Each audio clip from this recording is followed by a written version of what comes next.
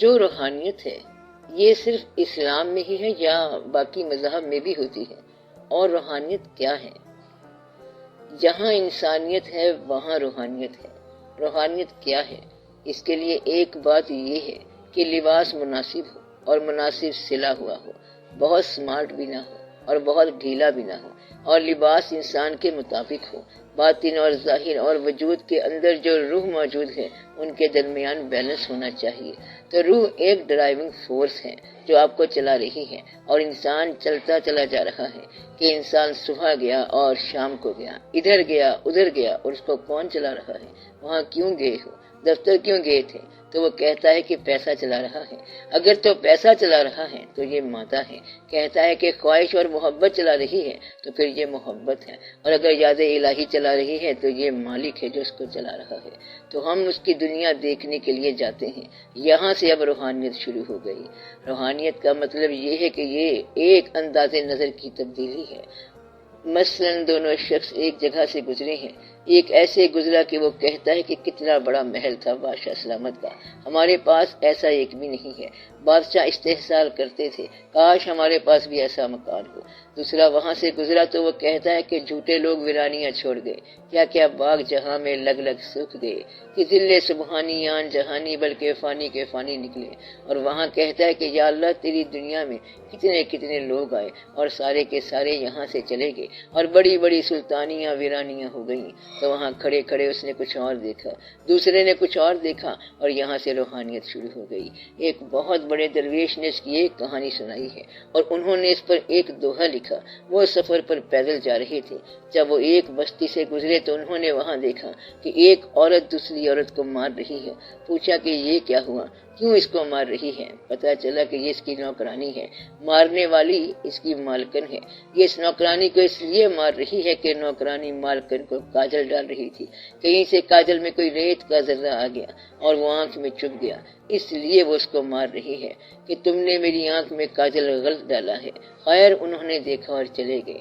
اللہ کی یاد میں سفر کرتے کرتے سیر و فی الارض کے مقام دیکھتے دیکھتے کئی سال کے بعد واپس ہوئے۔ فرماتے ہیں کہ میں ایک قبرستان سے گزرا تو ایک عجیب منظر دیکھا۔ میں نے چڑیا کا ایک گھونسلہ دیکھا جو ایک انسانی کھوپڑی میں بنا ہوا تھا۔ فرماتے ہیں کہ یہ عجیب منظر میں نے دیکھا کہ کھوپڑی کے اندر چڑیا نے اپنا گھونسلہ بنایا ہوا ہے، آشیانہ بنایا ہوا ہے۔ بچہ آنکھ میں سے اپنی چونچ نکالتا اور ماں اس کو وہاں سے چونچ دیتی ہے۔ فرماتے ہیں کہ دیکھنے والا منظر بڑا خوبصورت تھا۔ وہ بزرگ بڑے متاثر ہوئے کہ اللہ تعالیٰ نے عجیب منظر دکھایا۔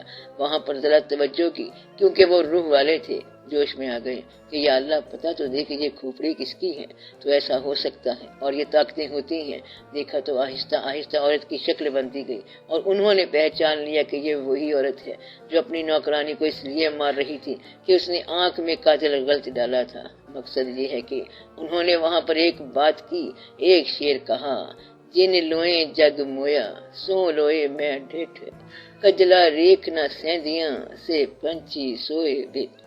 یعنی جن آنکھوں سے اس نے دنیا کو موہ لیا تھا کہ وہ ایسی پیاری اور خوبصورت آنکھیں تھیں، اور وہ آنکھیں میں نے دیکھی ہیں جو کاجل کی ریت نہ سہ سکتی تھیں، اور آج اس میں پنچھی بچے دے رہے ہیں، اور آج میں نے ان آنکھوں کا تماشا دیکھا۔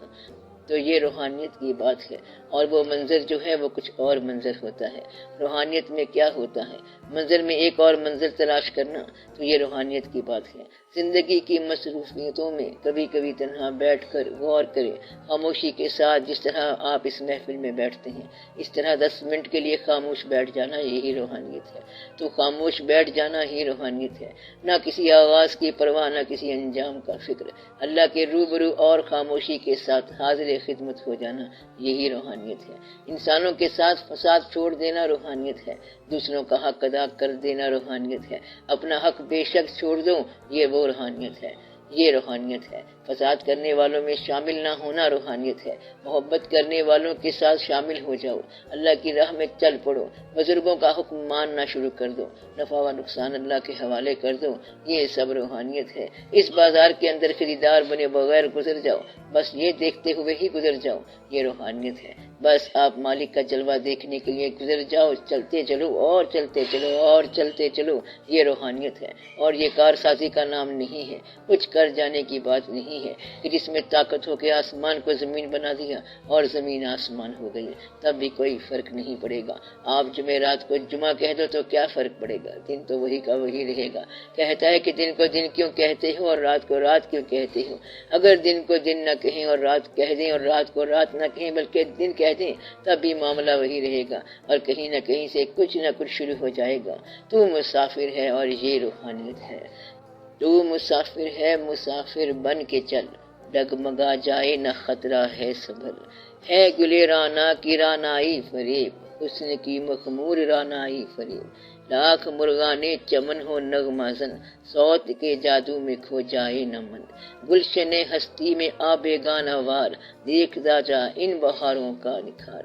دیکھ چپکے سے فضاؤں کا طلسم، دیکھ بن کر ایک آئینے کا جسم۔ برق میں تنکے ہیں یا تنکوں میں برق، موت اور ہستی میں ہے بس اتنا فرق۔ تو آپ یہ دیکھتے جاؤ، یہ روحانیت ہے۔ تو اسی کو یاد کرتا جا اور چلتا جا۔ اس نے اگر کہا کہ آ جا تو جواب آئے کہ لبیک میں حاضر ہوں۔ اللہ جب چاہے بلائے تو یہ نہ کہنا کہ میں ٹھہر کر آؤں گا، بلکہ کہنا کہ ہم پہلے ہی حاضر ہیں۔ روحانیت کی تعریف نہیں کرتے، بلکہ روحانیت یہ ہے کہ آپ اس راستے پر چلتے جاؤ، پھر یہی مادہ روحانیت بن جاتا ہے۔ یعنی آپ بے ضرر ہو جائیں، خاموش ہو جائیں، آپ اپنے آپ کو دنیا کے لیے بے ضرر کر دیں اور دنیا کے لیے مفید بنا دیں۔ پہلے بے ضرر ہو جا اور پھر مفید ہو جا۔ کسی کو مارنا نہیں اور نقصان نہ پہنچانا، بلکہ فائدہ ہی فائدہ پہنچانا، بس یہ روحانیت ہے۔ بندہ فائدہ پہنچانے والا بن جائے تو یہ بڑی روحانیت ہے۔ دوسرے کا نقصان آپ نہ کرو تو یہ بڑی توفیق ہے، بہت بڑی توفیق ہے، اور یہی روحانیت ہے۔ آپ اپنے آپ کے ساتھ ذرا احسان کیا کرو اور اپنی غریبی کا دور پسند کرو، کیونکہ یہ عارضی دور ہے، پھر دولت آ جائے گی اور آپ وہ دور پسند کریں گے مگر وہ بھی عارضی ہوگا۔